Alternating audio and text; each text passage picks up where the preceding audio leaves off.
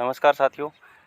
जैसा कि आप सभी अभी देख पा रहे होंगे कि मेरे पीछे हरियाली है और इस हरियाली का प्रमुख कारण जो है वो वर्षा ऋतु है। वर्षा ऋतु में वनस्पतियां जो हैं वो बहुतायत में पनपती हैं और यदि हम कोई भी पेड़ लगाएं तो उसके सही लगने की संभावनाएं वर्षा ऋतु में सबसे ज़्यादा होती हैं।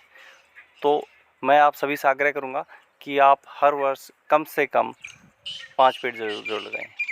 साथियों, पेड़ पौधे और वनस्पति की जानकारी के क्रम में आज जो हम वनस्पति लेके आए हैं वह आयुर्वेद में एक विशेष महत्व रखती है और बहुत से लोग उसको पुनर्नवा के नाम से जानते हैं, लेकिन साधारणतः लोग उसके सिर्फ एक ही नस्ल से परिचित हैं।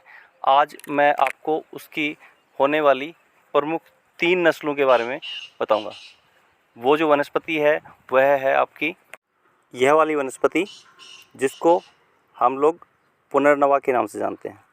साधारणतः आयुर्वेद में पुनर्नवा, ये वाली जो प्रजाति है इसको पुनर्नवा बोला गया है।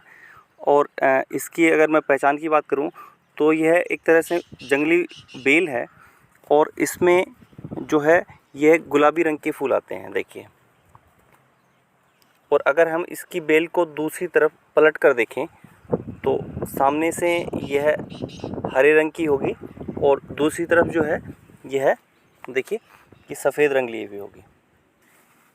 यह इसकी मूल पहचान है।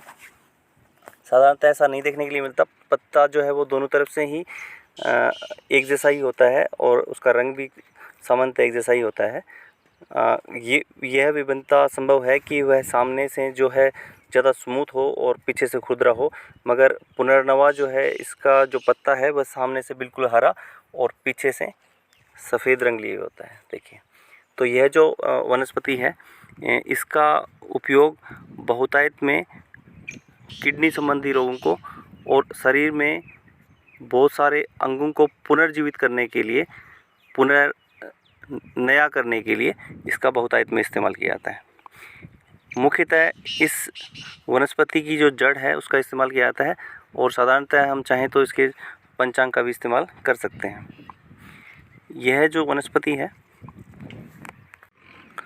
आयुर्वेद में इसी वनस्पति को बहुतायत में इस्तेमाल किया जाता है, क्योंकि इसमें जो सेल्स हम निकालते हैं वह सुखाने के बाद में भी पर्याप्त मात्रा में बच जाता है और इसके औषधीय गुण भी बहुत ज़्यादा होते हैं। तो साधारणतः हम इसी को इस्तेमाल करते हैं और यह सामान्यतः आप ये मानिए कि वर्ष पर होता है।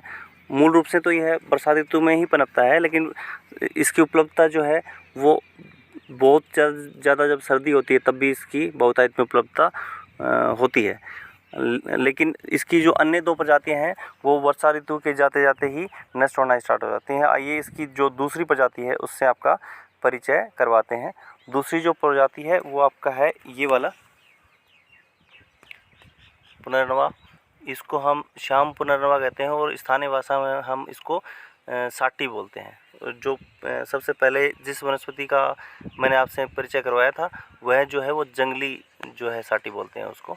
उसका साधारणतः खाने में इस्तेमाल नहीं होता और ये जो श्याम मतलब थोड़ा काले रंग लिए हुए जो साटी है इसका इस्तेमाल हम लोग रायता बनाने में और सब्ज़ी बनाने में भी बहुतायत में करते हैं।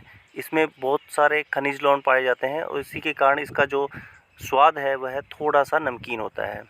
साधारणतः आप चाहें तो इसको तोड़कर डायरेक्टली खा सकते हैं। इसमें जो है देखिए सफ़ेद फूल होंगे और ये देखिए सफ़ेद फूल है और मैच्योर होकर इसी से बीज निकलेंगे और बीज जो है बीज से ये अगले वर्ष भी अपने आप प्रसारित होती रहेगी।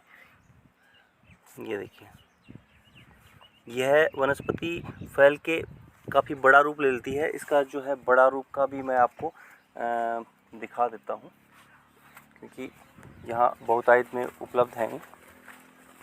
ये देखिए ये जितनी भी है ये सारी ये नस्ल है। इसकी जो तीसरी जो नस्ल है जो जिसको हम सफ़ेद साटी बोलते हैं वह ये वाली साटी है। देखिए ये सफ़ेद साटी है,